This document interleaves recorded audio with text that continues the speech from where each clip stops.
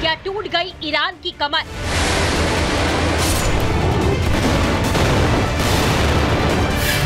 Hezbollah पर कहर बनकर टूटा आईडीएफ।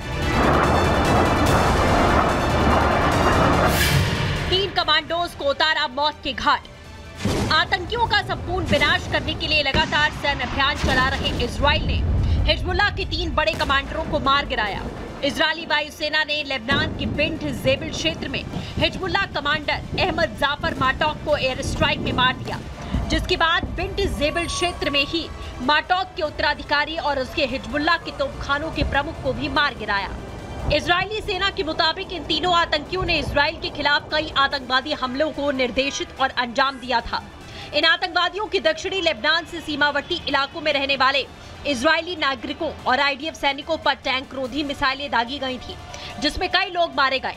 वहीं दूसरी तरफ इजराइल ने आखिरकार ईरान से अपना बदला पूरा कर लिया। 25 और 26 अक्टूबर के बीच की रात इजराइल ने ईरान पर सीधा हमला कर दिया। पहली बार इजराइल ने खुलेआम ईरान की धरती पर बमबारी की और इसका ऐलान भी किया। इजरायली लड़ाकू विमानों ने राजधानी तेहरान समेत ईरान के कई शहरों पर भयानक हमले किए।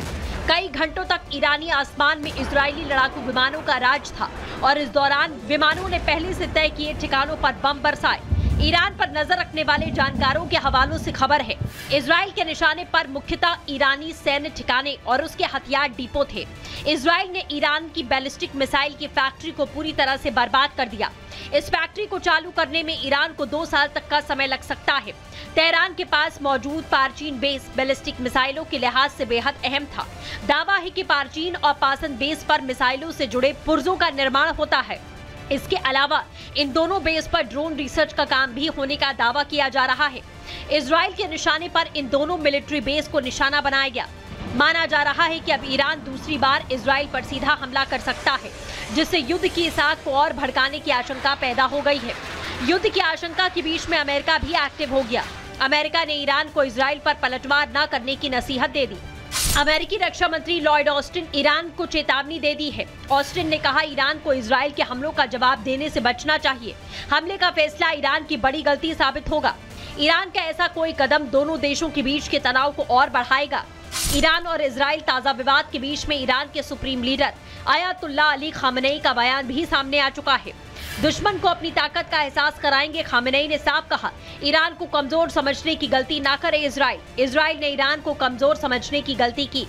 आपको बता दें, ईरान मिडिल ईस्ट का सबसे बड़ा मिसाइल उत्पादक देश है। इजराइल के ऊपर भी उसने कुछ ही घंटों के भीतर 200 बैलिस्टिक मिसाइलों से हमला किया था। दावा किया जाता है कि ईरान न सिर्फ मिसाइल और ड्रोन बनाता है, बल्कि अपने दोस्तों को उसकी सप्लाई करता है। दावा है ईरान रूस को मिसाइल सप्लाई करता है, जिसका इस्तेमाल यूक्रेन युद्ध में किया जा रहा है। इसके अलावा हूती और हिजबुल्लाह को भी घातक ड्रोन देता रहा है। माना जा रहा है कि ईरान अपने दोस्त देशों जैसे रूस, उत्तर कोरिया से मिसाइल फैसिलिटी को फिर से ठीक करने में मदद ले सकता है, लेकिन इसमें काफी वक्त लगेगा। अगर इस काम में देरी हुई तो मिडिल ईस्ट के युद्ध में इजराइल को भारी बढ़त मिलती दिखाई दे रही है। Bureau report, Republic Bharat. तो चलिए दर्शकों, गुड मॉर्निंग भारत में आगे बढ़ेंगे और अगली खबर जो हम आपको बताने जा रहे हैं वो खबर आपको कहीं ना कहीं से खुश कर देगी।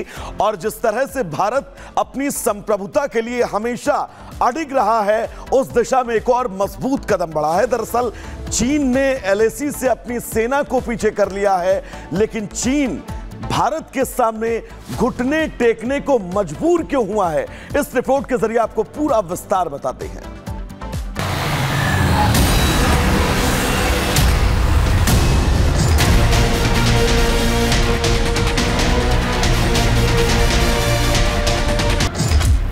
नए भारत का दम, झुक गया ड्रैगन।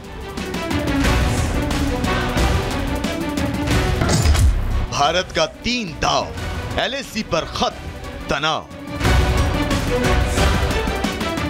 भारत और चीन की सेनाएं पूर्वी लद्दाख सीमा से पीछे हटना शुरू हो गई हैं। एलएसी से आ रही खबरों में इस बात की पुष्टि हो गई है कि पूर्वी लद्दाख के डेमचोक और देपसांग पॉइंट से दोनों ही सेनाओं ने अपने अस्थायी टेंट और शेड हटा लिए हैं और मिलिट्री की गाड़ियां और भारी भरकम मिलिट्री उपकरण एलएसी से पीछे लाए जा रहे हैं, जिसके बाद अब यह यकीन पुख्ता हो गया है कि सालों के बाद एक बार फिर भारत और चीन के बीच सीमा पर शांति होगी और भारतीय सैनिक इस बार खुशियों वाली दिवाली मना सकेंगे।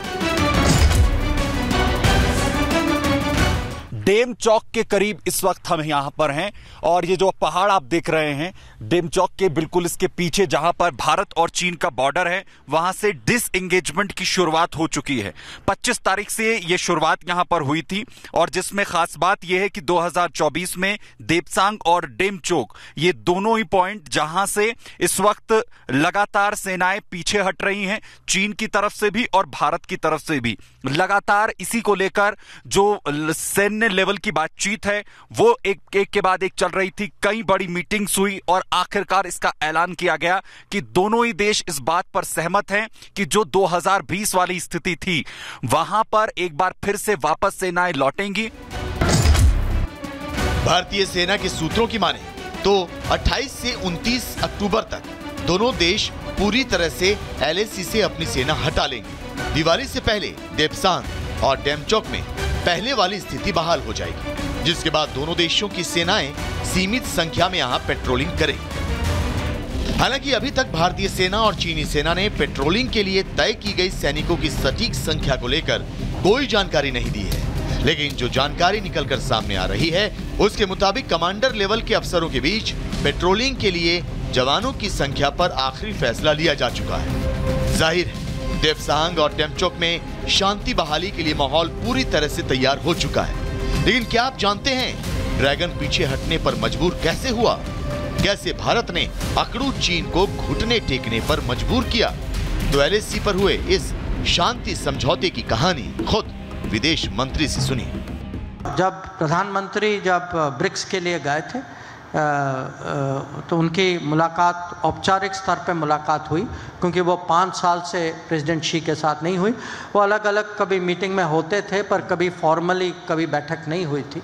और उसमें यह तय हुआ कि जो हमारे NSA जो हैं और विदेश मंत्री जो हैं वो चाइनीज़ काउंटर पार्ट से मिलेंगे और आगे की बात करें। राइट नाउ द फोकस अभी बाउंड्री पर है, and even in boundary there are 2 things which people should realize.